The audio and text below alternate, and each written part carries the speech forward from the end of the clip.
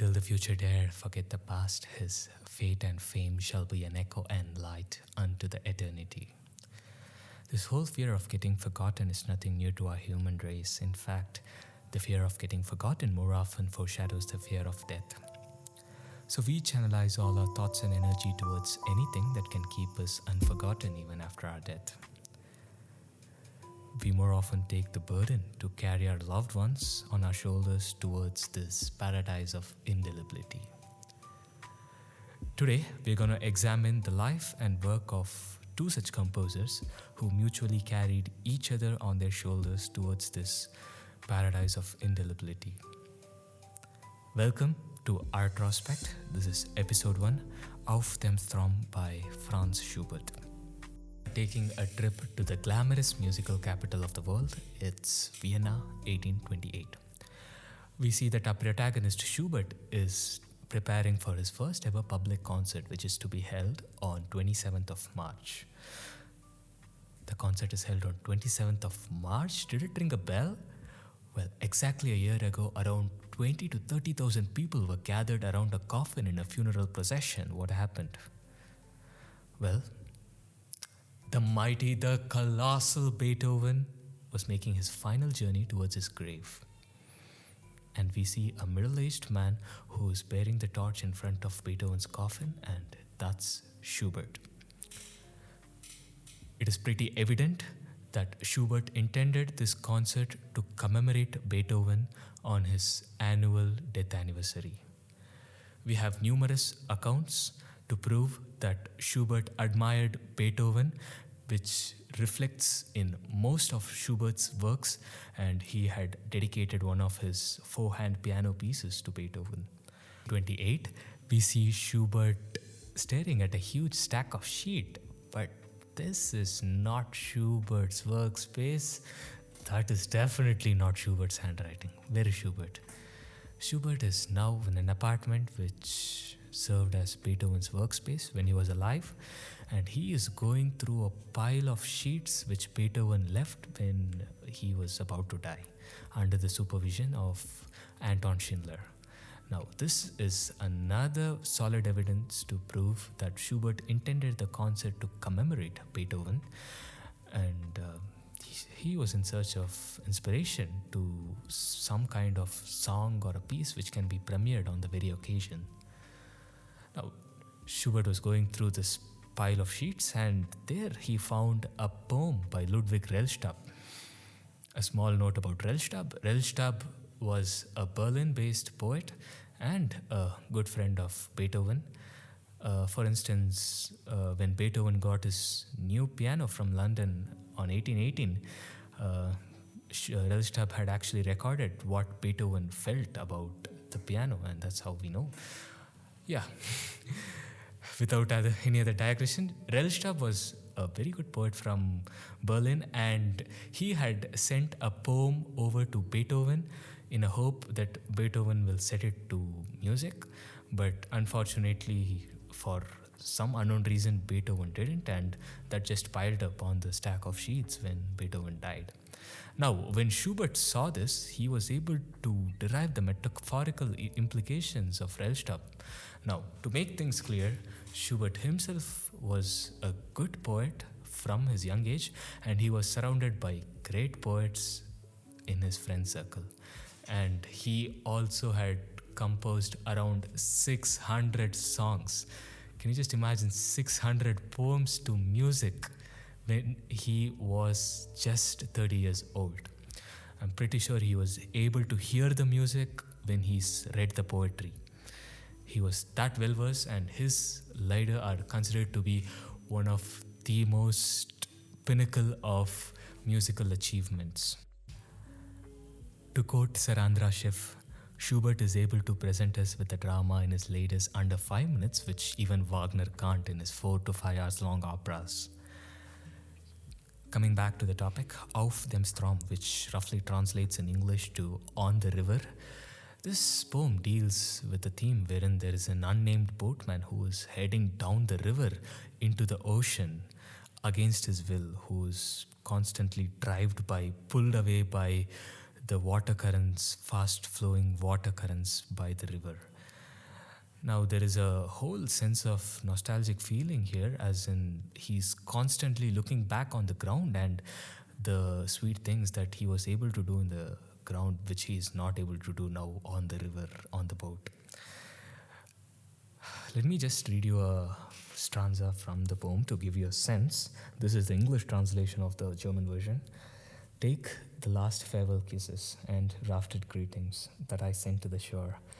Before my foot turns, the boat is pulled away by the fast, rapid currents.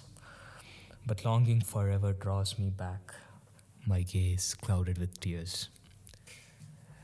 So there's a whole sense of exile from the ground and water. So he's constantly looking back on the ground, and this is a theme that follows throughout the piece. So, how does Schubert sets this into music?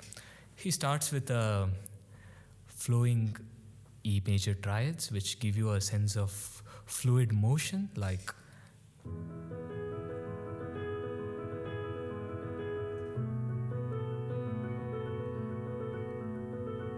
you get a sense of fluid flowing nature to the triplets. And this song is meant for piano, voice, and a French horn solo. Now, having a French horn solo in a Lieder is something really, really unusual, but we'll discuss why Schubert did this in a short while. Now, how does Schubert get this metaphorical implications, and how does this have any progress to Beethoven? Now, when we go to the next stanza, we get a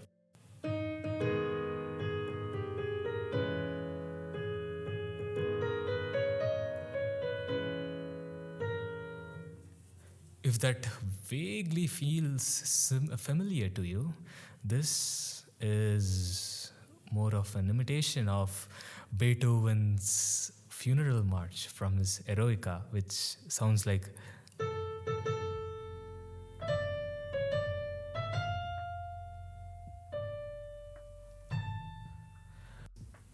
extremely similar. Now, the whole ideologies of giving a theme, using a theme as an extra musical concept was something which was very unique for the Romantics. Schubert did this, as in like he showed Beethoven's funeral march theme in a song wherein he can commemorate Beethoven. Later, Hector Berlioz showed something called the Idee fix in his Symphony Fantastique, wherein he is portraying his crush Harriet Smithson in a very lovesick theme. And this is something that Brahms loves doing in most of his composition, wherein he brings in a theme by Clara Schumann or Robert Schumann and incorporates it into his own composition, giving it a whole new emotional and intellectual depth. Coming back to the second stanza, let me just sing you a small bit. Bear with my singing. Und so trägt mich denn die Welle fort mit una flita schnelle. This is literally Beethoven's funeral march. If we play the same Beethoven funeral march in the same key as Auf Dem Strom, it's going to sound like.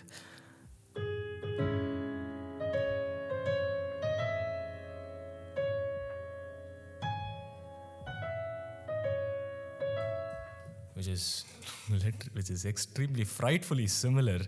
Now, there is no doubt that Schubert is telling that this boatman is Beethoven himself, and he is transcending from this mortal life through fate, overcoming all the difficulties and reaching up to a status wherein he cannot be negligible or forgotten.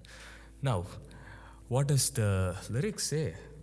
The English translation of this part goes like, and the waves bear me away with relentless speed. Now, we previously discussed that the river currents or the waves can be equated to fate.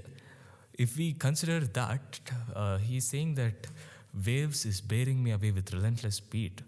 We can also interpret it in a way as in fate is bearing him away towards death with relentless speed.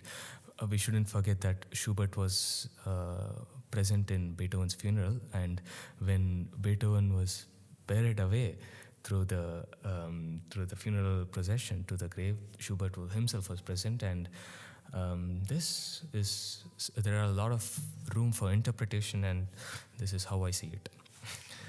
However, if we move further, we see a very interesting case study about tonality. Now, let me just play you this.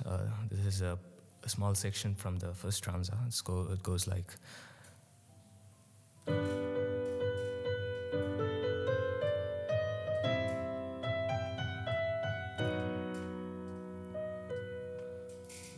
Now, what is Schubert doing here?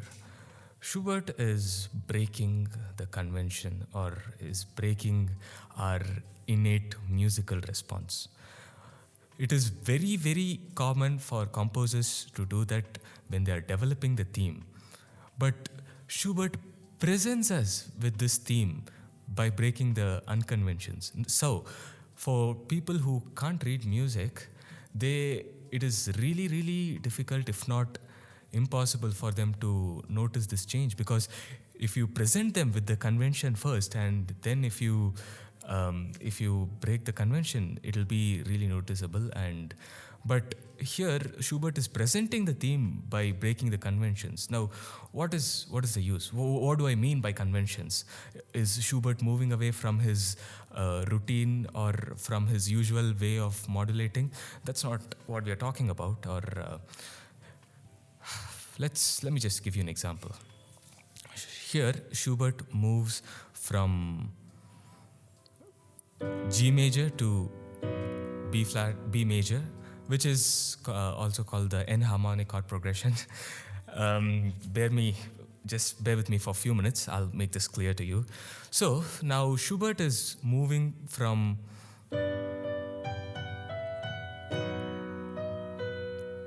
so this kind of gives you a sense of uncomfortableness.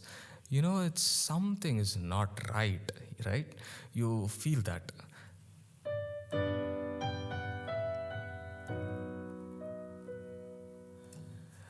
Even if you don't feel it, pretend as if you do. We'll get back. So now, why is he breaking this convention? When he's doing this, the lyrics goes something like, "But longing forever pulls me back to the ground, and my gaze clouded with tears." Now, this sense of unconventional chord change gives us a sense of ambiguity, which is very much needed at this point, because the boatman is in the river looking back on the ground, which gives him a nostalgic feeling, and there is something really uncomfortable about the boatman being in the boat. How to convey this? If we present it with a theme which resolves conventionally, harmonically, it is not going to give you that sense. However, later in the piece, Schubert gives us with a conventional harmony, but with a small twist in the lyrics. What is that? Let me just play you how it sounds conventionally and how Schubert presents the theme later. So it goes like.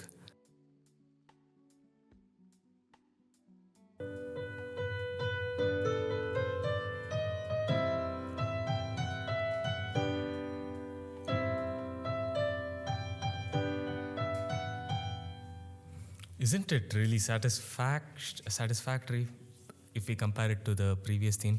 Let me just play it, how it ends, so that you get a better sense of what I'm talking about.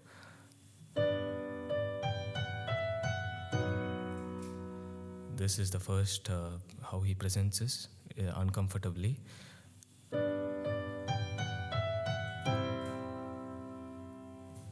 The second one has a more sense of stability and more sense of we are somewhere in a place where we know, right? But we have something that is contradictory in the lyrics. When Schubert is going to this happy and longing sense, the lyrics weirdly goes something like the rough English translation would be something like the boat is bearing me away towards the ocean. So now we shouldn't forget that we are not gonna, the boatman is not gonna find any ground in the ocean, but uh, when he's in the river, he has the ground in both the sides or in his starting point to look back. But when we are talking about the ocean, you don't have any ground, which means that the boatman doesn't have anything to hold on to emotionally. Now, at this point, Schubert is giving us this sense of longingness and home, sense of home in the music, which brings me to this point. So when you, the whole modern music of perceiving music as major key as happy and minor key as sad is something quite naive in my opinion, and it has Schubert is offering us a lot more function to this, giving it a whole new intellectual and emotional standpoint. For example, this is not the first time he's doing this. For example, in his impromptu in F sharp minor, when in the opening F sharp minor sequence, Schubert tells that he is happy. Can you just imagine how revolutionary it was at that time? It was not revolutionary, but in today's world, wherein we are confined to very limited musical exploration, this is something that musicians can only dream of. Now, this music is meant for piano, voice, and horn. Now, why horn? Horn is something that is really, really unconventional, that too in a ladies.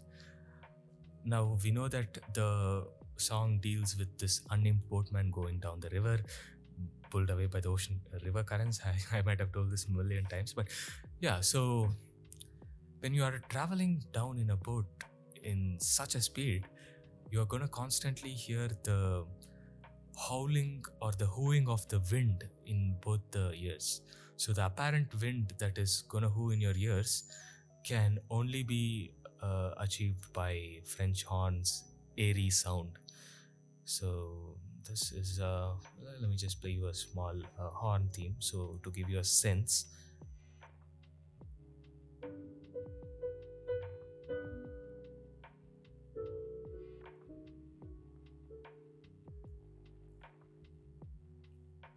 In piano, it doesn't give the emotional weight as it gives in the horn, but you can sense the both the majestic but yet melancholic theme, which is very much the whole theme of the poem. Now, we got enough evidence that this is Beethoven himself who's heading down the boat. And however, if we come to the final stanzas, what happens eventually in the climax, which is more important, we see that the boatman is now, he is no more in the river, he has come to the ocean. But now, instead of looking back on the ground, he looks up to the stars to hold on to, which gives us and Schubert gives us with a whole majory and chromatic elusive dissonance at this point. And Schubert is trying to imply that Beethoven is moved from this mortal barrier and towards immortality, and he is looking up to the stars, which is music. This is a really, really interesting song, and there are a lot of details which I couldn't tell you guys because of time restraints.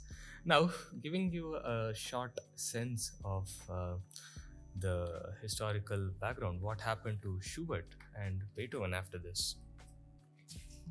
Schubert's concert was held on March 27th of 1828, and the concert was quite success, but it was people didn't knew it well because at the same time another virtuosic violinist was shattering the Vienna performing concerts by the man named Paganini with his caprice and with his flamboyant and virtuosic violin playing. He staggered the audience, and people were not ready to listen to music which had emotional depth. But however, the concert was not. Not very much predominantly in the newspapers or something, but it proved a financial and critical success to Schubert. Unfortunately, Schubert didn't live long enough to give another concert. He just died after 6 or 7 months when he was just 32 years old. So Schubert died when he was just 32 years old. Can you just imagine the body of work that he gave under the age of 32?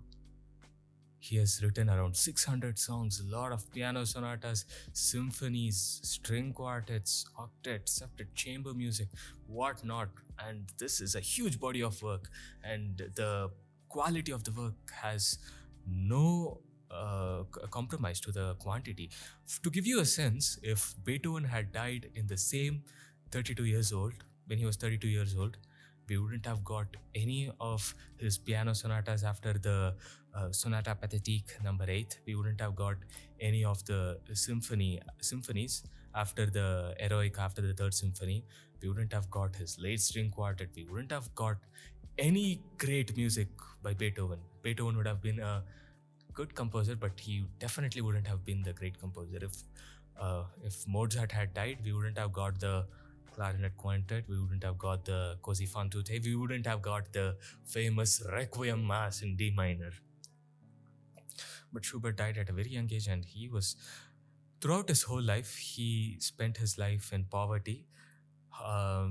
In fact, at times he didn't have apartment to live in, and he was living with his friends, Franz von Schoben and Vogel and all those people. Schubert didn't have his own piano. He got his first own piano only after his first concert. So all these pieces were not composed in his own piano. It was either mostly composed from his mind, and if not the piano that he had in his friend's apartment. This is something really, really inspirational. I mean, a man who died at a very young age with so much body of work inspires you to do something. It's something that only musicians can dream of today.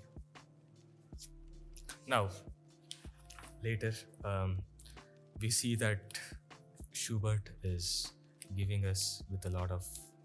I highly recommend you to listen to this piece in full.